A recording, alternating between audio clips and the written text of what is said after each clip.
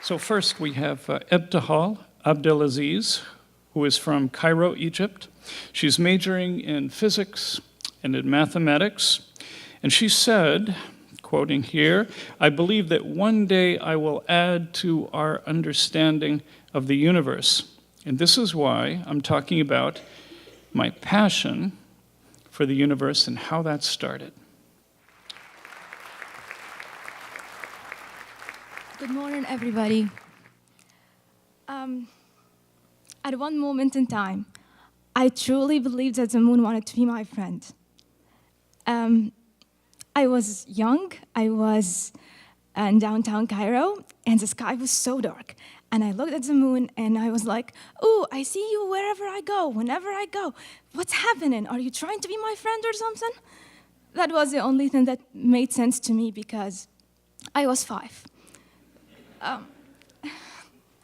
As far as I remember, this was the first time I looked at the sky and truly asked the question and tried hardly to think about an answer. Although it was childish, but it was still an answer. At some point in time, again, I felt like I would be the happiest trying to understand the universe and asking questions about it and just trying to answer them. And it started at a very terrible night when I was so sick. I had a terrible fever. I couldn't leave my bed. I was just mainly dying, okay? My mom was worried. She kept checking on me because I felt I was like in a terrible health, and she tried to make sure I'm gonna be okay. And then something happened. Let's see what it is.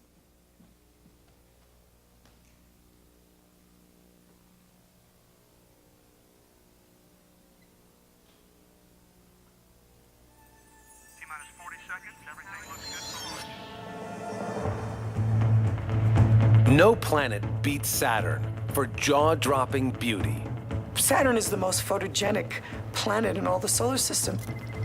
Some of the pictures are to die for.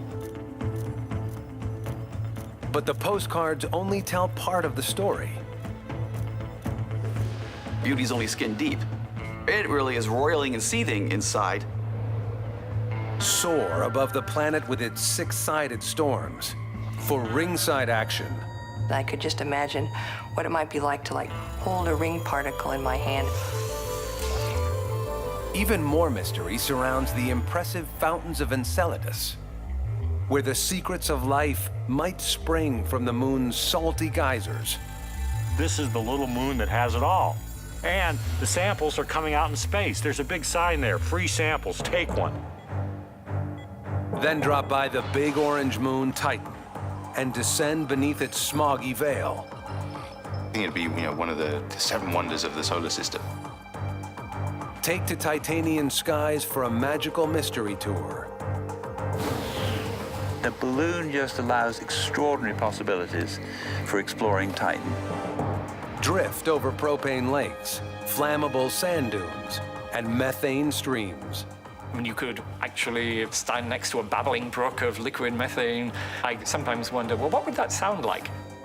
But nothing is as it seems here. If you put your hand on a lava flow on Titan, you wouldn't burn your hand, you would freeze it. All this and more, and only 1 billion miles from home. Ready to take off?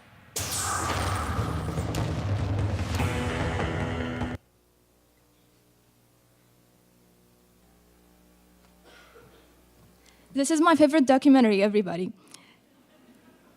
At this moment, I literally left my bed. I was jumping around, I was dancing, I was screaming. I was like, "Enceladus, we have water on Enceladus. We're gonna discover Saturn today." My mom rushed to the room. She was terrified. She thought I started hallucinating and seeing stuff or something. But I told her I was fine. We're discovering Saturn, and it's the most beautiful planet in the solar system. How can't I be crazy about that? After this documentary was done, the first season of it, National Geographic, my favorite channel till this day, started viewing another documentary. It's called Fabric of the Universe by Brian Greene, one of the most notable physicists of all time. It talked about quantum mechanics, general theory of relativity, particles physics, And I remember experiencing a different feeling. I truly wanted to be an electron, just to experience how it's like to move between barriers and be close to the speed of light. It felt like a mystery that I really wanted to explore, just to understand how it's going to be like. And to also understand physics, because it seemed like a world that makes no sense. This semester I'm taking quantum mechanics, and I still don't understand quantum mechanics, and I wonder if I will ever understand it. But it's still a mystery, and I don't think I can ever stop wondering about some really cool mysteries in the universe, like particles or just how the universe works. And this takes me to my other point, which is something I have to show you.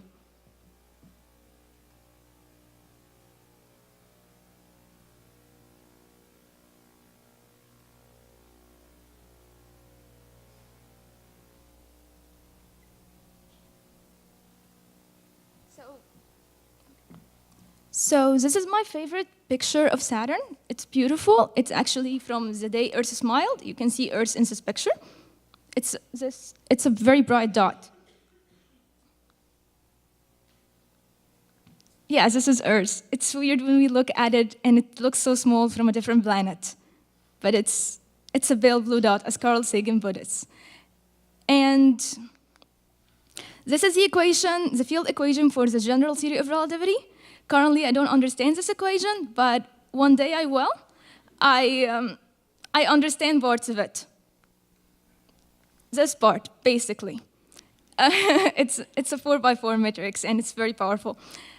The cool thing about equation, it represents the beauty in the universe. It's just a very small expression that can tell us so much about a big concept, like black holes, or a whole galaxy, which is so powerful in its own sense. I'm so glad I know what I'm passionate about. I hope that everybody one day finds the thing that makes them crazy and forget about how sick they are or their fever or anything, just because they are intrigued by their field. And it makes me feel like beginners are kind of powerful, because all of this started with me just looking at the sky one night and thinking that the moon wanted to be my friend. Thank you.